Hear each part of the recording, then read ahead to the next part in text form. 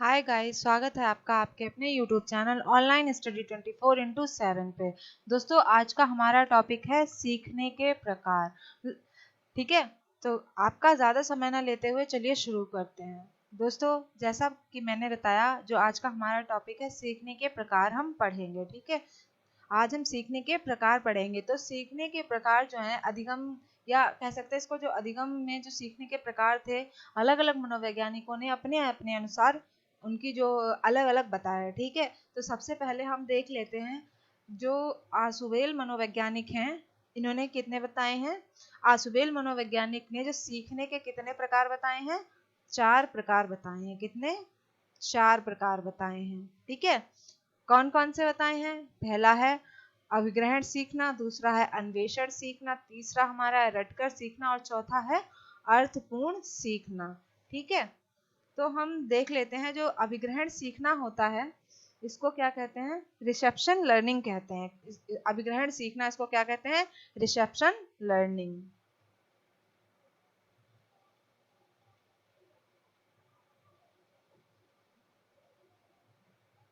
Reception learning.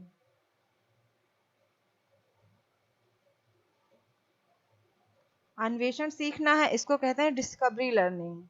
English में से क्या कहेंगे? Discovery learning.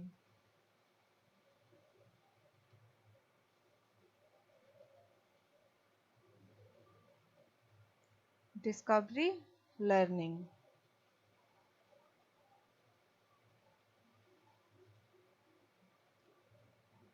चौथा है तीसरा हमारा है रटकर सीखना, तो इसको कहते हैं रोट लर्निंग। क्या कहते हैं इसे? Rote learning.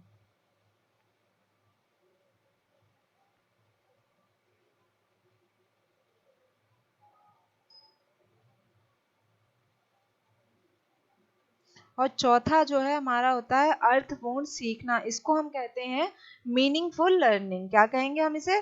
Meaningful. Meaningful learning.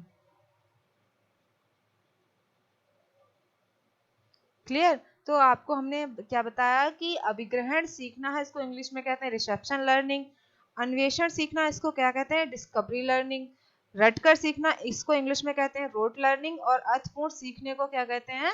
Meaningful learning. ठीक है, तो आसुबेल ने ये 4 प्रकार बताए हैं। तो हम सबसे पहले देख लेते हैं रोट लर्निंग में क्या, सॉरी, अभिग्रहण लर्निंग में क्या होता है। अभिग्रहण लर्निंग यानी अभिग्रहण या रिसेप्शन लर्निंग जो होती है, इसमें क्या होता है? कोई चीज हम क्या करते हैं?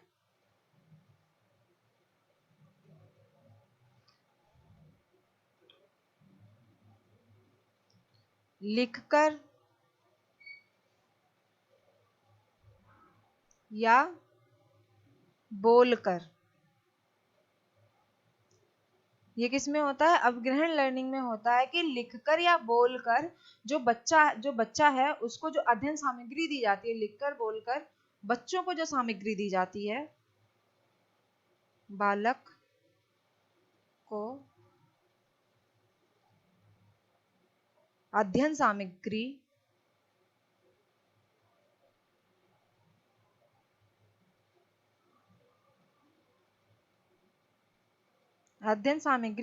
दे दी जाती है। मतलब जब एक शिक्षक है वो बच्चे को क्या करेगा? लिखकर या बोलकर अध्ययन सामग्री दे देगा, और बच्चा जो है उसे क्या करेगा? जो बच्चा है उसे रटकर या समझकर क्या करेगा? जो बच्चा है, बालक क्या करेगा? बालक रटकर या समझकर समझकर क्या करेगा?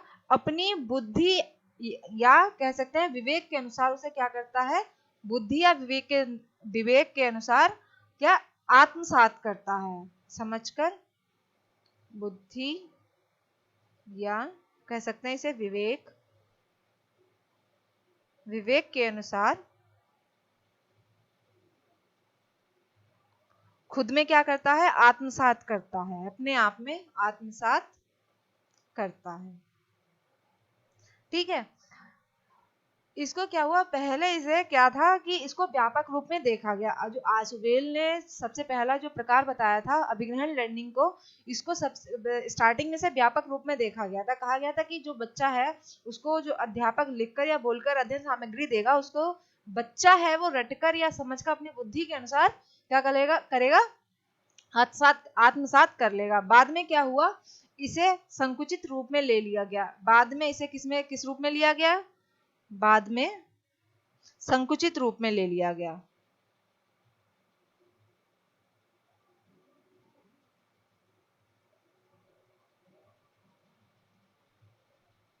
संकुचित रूप में, इसे संकुचित रूप में लिया गया। क्यों लिया गया, क्योंकि इसमें सबसे ज्यादा किस पर बल दिया गया था, रटने पर बल दिया गया था। रटने पर बल रटने पर बल के कारण से किस में लिया गया, संकुचित अर्थ के रूप में ले लिया गया। ठीक है, आई होप आपको समझ में आ गया होगा जो आशुबेल का पहला प्रकार है अभिग्रहण लर्निंग। ठीक है, जो हम दूसरा प्रकार देख लेते हैं, इसका हम कौन सा है, अन्वेषण लर्निंग। इसको कहते हैं हम डिस्कवरी लर्निंग। इसमें क्या होता है, बच्चे को नए नए कॉन्सेप्ट दिए जाते हैं, उसको खोजना, नए कॉन्सेप्ट को खोजना या खोजकर उसे सीखना है। जो बच्चों की जो कह सकते हैं जो बच्चों को सामग्री दी जाती है, उस सामग्री से नए तथ्यों को सीखना। जैसे कि उदाहरण के रूप में अगर हम देखें, एक सेकेंड, यह है हमारा डिस्कवरी लर्निंग।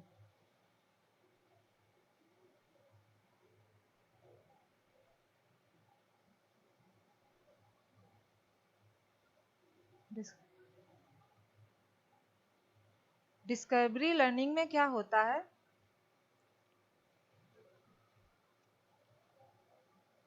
बच्चे को सामग्रियों में से क्या होता है, जैसे कि बच्चे को अध्ययन सामग्री दी गई।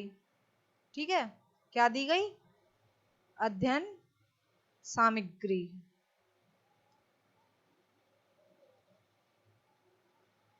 अध्ययन सामग्री दी गई और उस सामग्री से क्या है, या उस सामग्री से क्या करना पड़ेगा, नया संप्रत्यय खोजना पड़ेगा। नया संप्रत्यय खोजना या उस जो सामग्री दी गई है उससे सीखना पड़ेगा। जैसे कि उदाहरण के रूप में देखें तो कह सकते हैं कि भारत के प्रधानमंत्री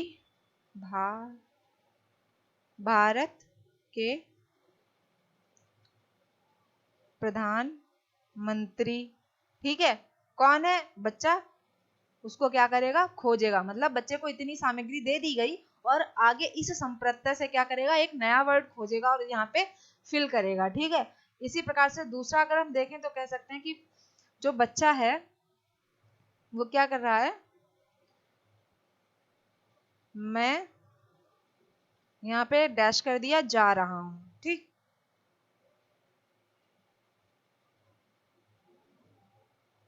इस टाइप से अगर हम बच्चे को दे देंगे तो इतना हमने क्या किया, एक कॉन्सेप्ट दे दिया। इस कॉन्सेप्ट से एक नया इस वाक्य से क्या, ये सामग्री दी गई। ठीक है, इस सामग्री से अब क्या करेगा, बच्चा एक नई चीज खोजेगा और यहाँ पे क्या कर सकता है, बच्चा क्या भर सकता है, मैं खाना खाने जा रहा हूं, खाना खाने जा रहा हूं, या फिर कह देगा मैं सोने जा रहा हूं, या फिर भरेगा बच्चा मैं खेलने जा रहा हूं। इस टाइप से क्या होगा, एक अध्ययन सामग्री दे दी जाएगी और उससे क्या करेगा, नए शब्द खोजकर इसको फिल करेगा। तो क्या हो जाएगा, ये हमारी डिस्कवरी लर्निंग हो जाएगी। ठीक है, नेक्स्ट हमारा है, ये हमारा कौन सा था, ये दूसरा प्रकार था। तीसरा कौन सा है हमारा, रटकर सीखना। कौन सा है, रटकर सीखना। रटकर सीखना,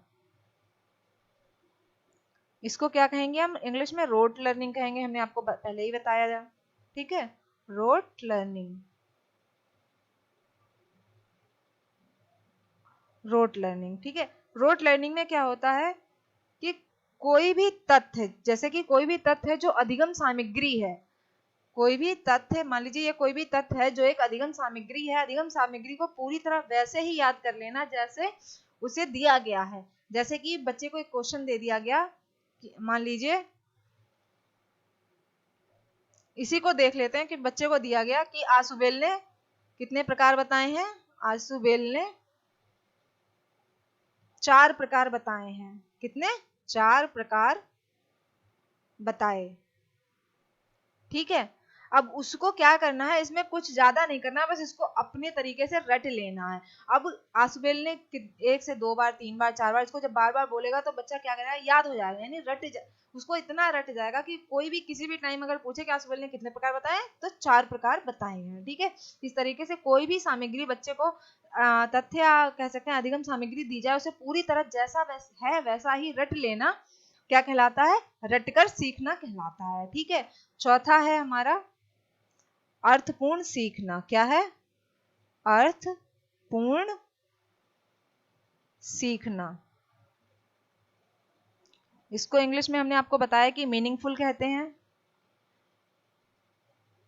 मीनिंगफुल लर्निंग, मीनिंगफुल लर्निंग कहते हैं। ठीक है, तो इसमें क्या होता है, जो बच्चा है इसमें शिक्षक के लिए बहुत महत्वपूर्ण होता है। मीनिंगफुल सीखना जो है किसके लिए होता है, टीचर के लिए बहुत इंपॉर्टेंट होता है। किसके लिए होता है? टीचर के लिए। टीचर हिंदी में से क्या कहेंगे, शिक्षक के लिए क्या होता है, बहुत ही महत्वपूर्ण होता है, महत्वपूर्ण होता है। ठीक है,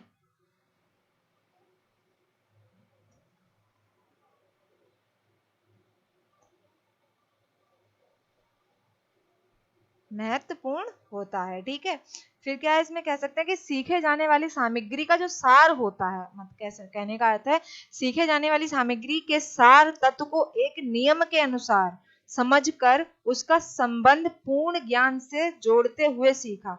मतलब जो भी हमने एक तथ्य है या नियम है उसके अनुसार समझकर उसका संबंध जो है पूर्ण ज्ञान से जोड़ते हुए सीखना क्या कहलाएगा, अर्थपूर्ण सीखना कहलाएगा। आई होप आपको आसुबेल के चारों प्रकार समझ में आए होंगे।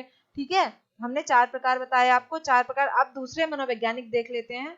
दूसरे मनोवैज्ञानिक हैं महोदय गयने। गयने महोदय ने कितने हैं, सीखने के कितने 8 सोपान बताए हैं। कितने? 8 सोपान बताए हैं, या इसको कह सकते हैं कि सीखने के 8 नियम बताए हैं। सीखने के कितने 8 नियम बताए हैं। इनको 8 नियम भी कह सकते हैं, या इनको कह सकते हैं 8 सोपान भी कह सकते हैं। ठीक है, तो ये 8 सोपान किसमें बताए थे गैने ने, द कंडीशंस ऑफ लर्निंग में बताए थे। इनकी ये बुक है,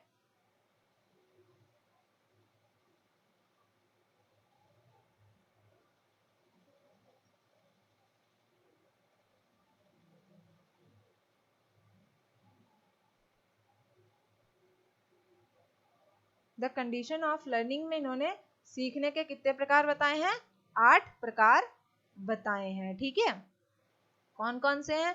पहला कौन सा, सांकेतिक सीखना। दूसरा है उद्दीपक अनुक्रिया सीखना। तीसरा है श्रृंखला अधिगम। चौथा हमारा है शाब्दिक साहचर्य। पांचवा है विभेदीकरण सीखना। छठा है संप्रत्यय सीखना, और सातवां है नियम सीखना, और आठवां है समस्या समाधान वाला। ठीक है, तो इसमें क्या होता है कि सबसे पहले सांकेतिक सीखना। सांकेतिक सीखने का अर्थ है कि जो क्लासिकल, इसमें जो पावलोव ने जो दिया है क्लासिकल थ्योरी दी है, उसमें क्या होता है, क्लासिकल सीखना बताया है। इसमें बताया क्या है, क्लासिकल वाला।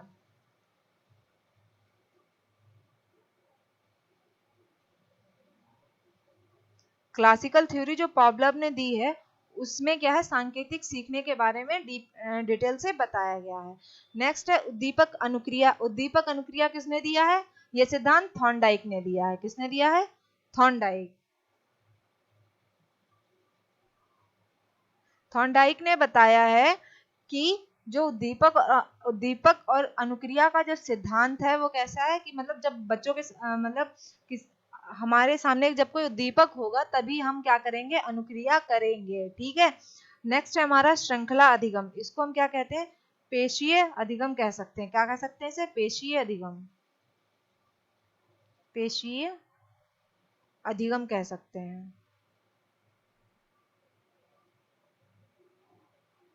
ठीक है, इसको क्या कहेंगे, पेशीय अधिगम कहेंगे।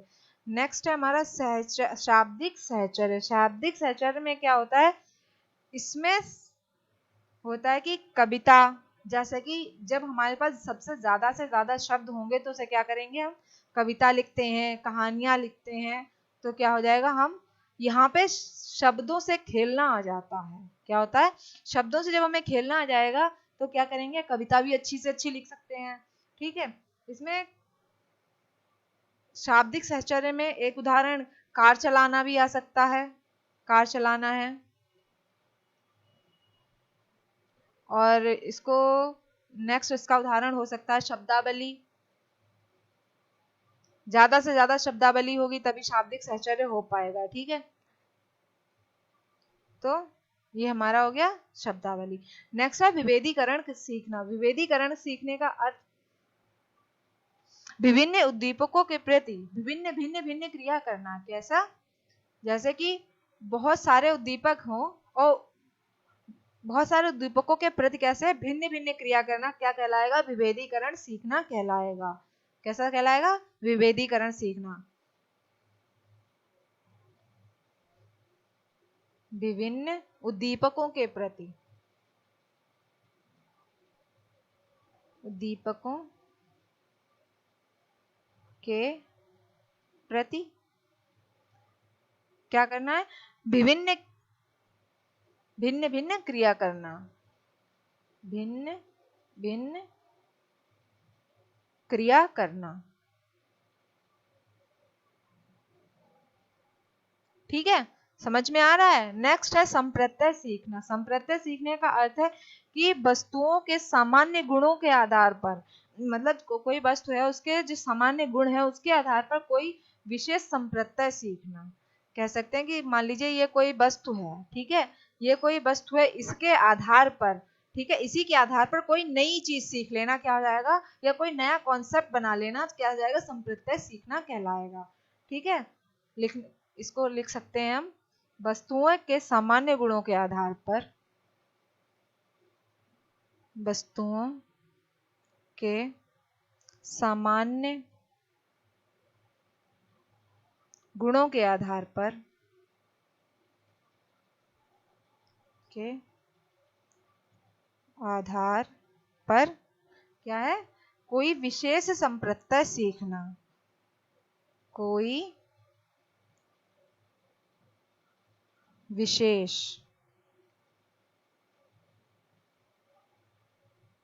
संप्रत्यय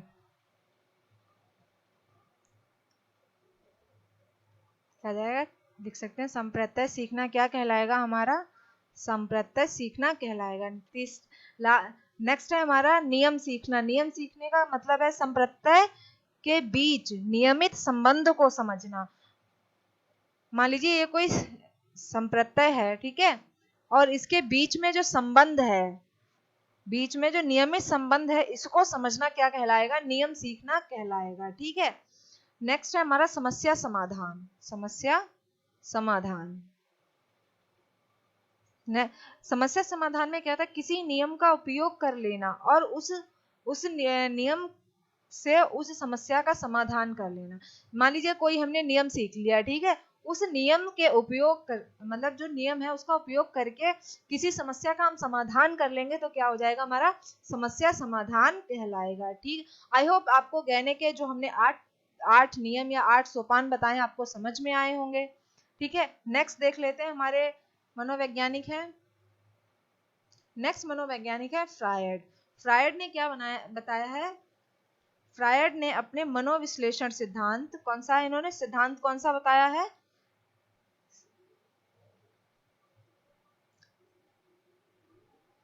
सिगमंड फ्रायड ने कौन सा सिद्धांत बताया है, व्यक्तित्व का मनोविश्लेषणात्मक सिद्धांत।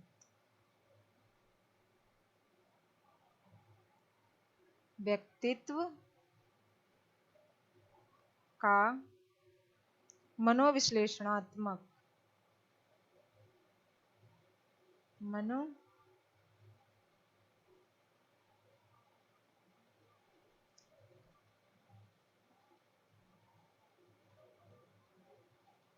मनोविश्लेषणात्मक सिद्धांत। इस सिद्धांत में इन्होंने किस किस की बात की है? इदम, अहम, पराहम की बात की है। चेतन, अचेतन और अर्धचेतन की बात इन्होंने अपने इस सिद्धांत में की है। ठीक है, तो हम इनके अनुसार क्या देखेंगे? इदम, अहम, पराहम, इन्होंने जो 3 प्रकार बताए हैं हम देखेंगे। ठीक है, तो सबसे पहले हम क्या देख लेते हैं? इड देख लेते हैं। इदम, इड देख लेते हैं। इसको क्या कहते हैं? व्यक्ति, जो व्यक्तित्व होता है उसका जैविक तत्व है। किसका है? इड किसका है? व्यक्तित्व का क्या है? जैविक तत्व है। ये क्या है? जैविक तत्व है। जैविक तत्व है। क्या है? जैविक तत्व। और इससे क्या होता है? जिनमें उन मूल जो मूल जो कह सकते हैं कि जिनमें उन प्रवृत्तियों की भरमार होती है जो जन्मजात होती है। बच्चों में जो प्रवृत्तियां होती हैं उनकी भरमार होती है। भरमार कौन सी होती है?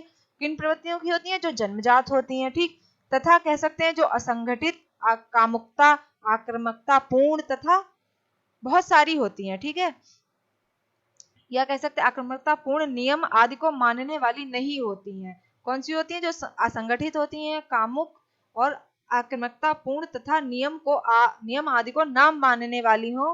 ठीक है, वो क्या कहलाएंगी? इड कहलाएंगी। जो एक बच्चा होता है, मतलब कह सकते हैं जो नवजात शिशु है, उसमें मूलतः क्या पाई जाती है? इड की प्रवृत्तियों की भरमार पाई जाती है। ठीक है, ऐसी प्रवृत्तियों का क्या होता है? मुख्य उद्देश्य, इन प्रवृत्तियों का क्या होता है? मुख्य उद्देश्य होता है आनंद देने वाली प्रेरणाओं की, प्रेरणाएं जो होती है उनको संतुष्ट कर लेना। ठीक है, इनका मुख्य उद्देश्य क्या है? जो इनकी प्रेरणाएं हैं, आनंद देने वाली प्रेरणाएं, उनको संतुष्ट कर लेना।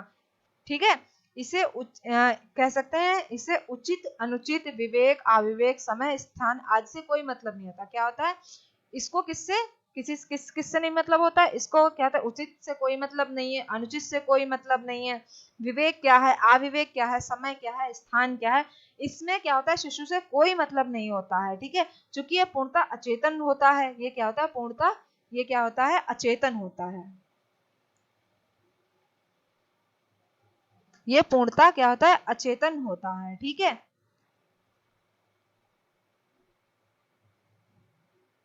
इसका क्या होता है? वास्तविकता से कोई संबंध नहीं होता, या कह सकते हैं ये क्या होता है? वास्तविकता से परे होता है। ठीक है, वास्तविकता से परे होता है। ठीक है, इसमें क्या होता है? ये वास्तविकता से कोई मतलब नहीं होता है। और जो इड होता है उसका जो क्या होते हैं? 2 प्रक्रम होते हैं। कौन कौन से 2 प्रक्रम है? या कह सकते हैं जो इड होता है मूलतः 2 प्रक्रम को अपनाता है। पहला है सहज,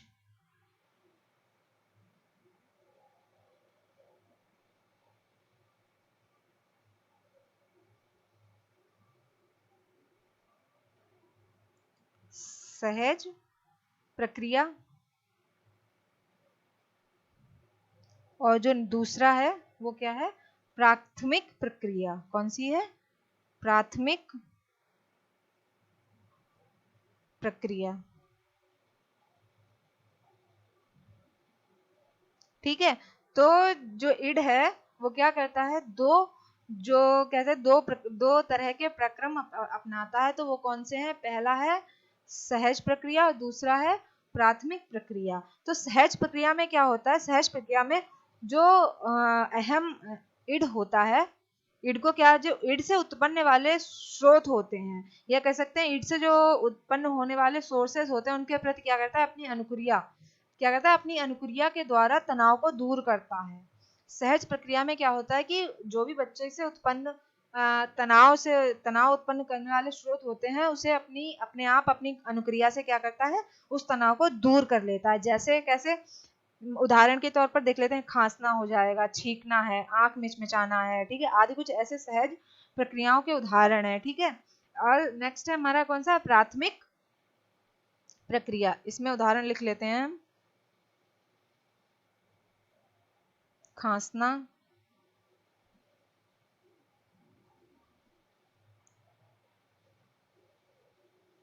छींकना, आंख मिचमिचाना, आंख मिचमिचाना,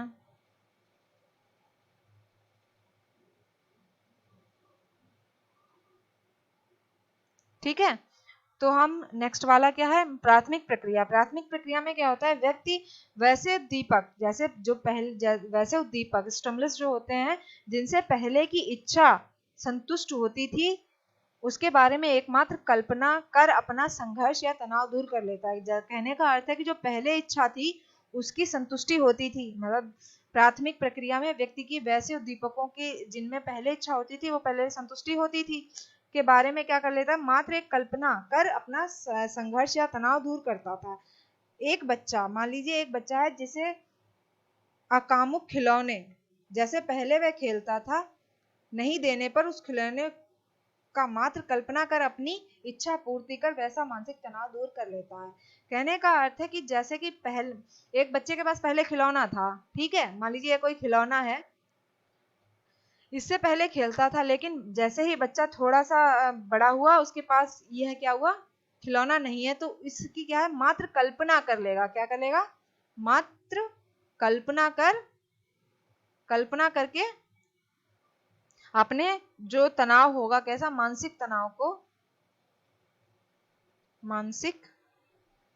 तनाव को संतुष्ट या कर लेता है, या मानसिक तनाव को दूर करता है। ठीक है। नेक्स्ट है हमारा अहम, ईगो।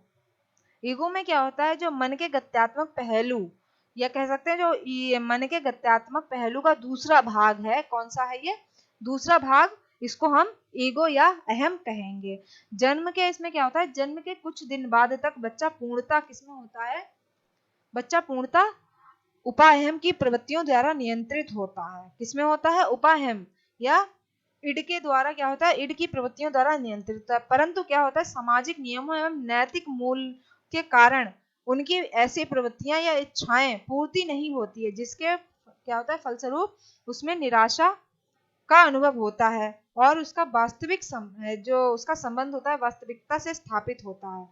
जैसे कि कहने का अर्थ है यहाँ पे, जो बच्चे के सामाजिक नियम होते हैं या नैतिक मूल्यों के कारण उनकी जो इच्छाएं होती हैं उनकी जो पूर्ति नहीं हो पाती है, तो उसके फलस्वरूप उसमें क्या होता है, उनका निराशा का अनुभव होता है। जब उनमें निराशा का अनुभव होता है तो उसका संबंध किससे होता है, वास्तविकता से स्थापित होता है। इस प्रक्रिया में क्या होता है, इस प्रक्रिया में उसमें अहम विकसित हो जाता है। क्या विकसित होता है, ईगो विकसित हो जाता है। जब इच्छाएं पूर्ति नहीं होती है तो उसमें क्या होता है, ईगो विकसित हो जाता है। अतः कह सकते हैं कि अहम मन का वह हिस्सा है जिसमें, या कह सकते हैं जिसका संबंध वास्तविकता से होता है, तथा जो बचपन में उपाहम की प्रवृत्तियां ही जन्म लेते हैं, या कह सकते हैं प्रवृत्तियां ही जन्म लेती हैं। ठीक है।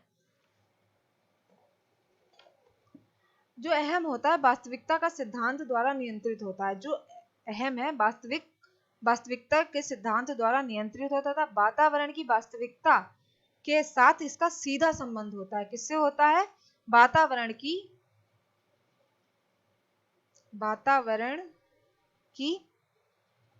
वास्तविकता के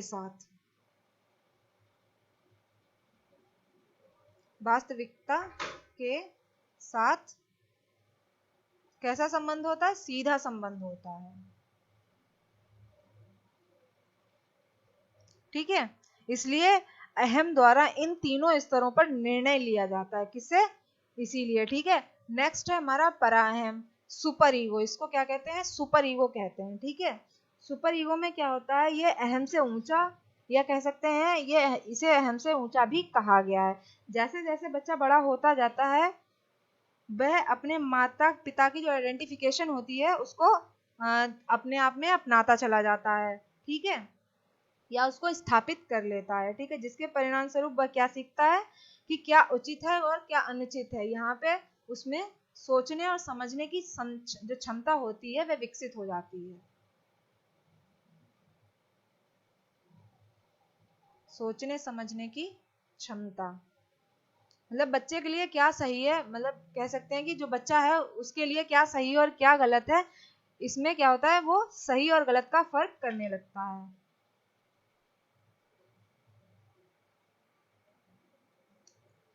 ठीक है।